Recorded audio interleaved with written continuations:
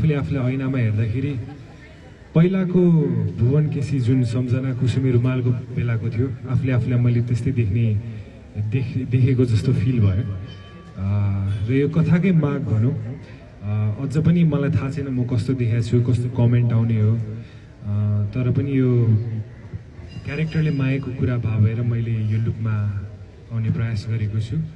र बाँकी म एकदमै खुसी छु प्रिन्सीसँग स्क्रिन सेयर गर्ने मौका पाएको छु न्यान्सीसँग छ र यो फिल्ममा इन्भल्भ हुनुभएको सबैजना कलाकारहरूसँग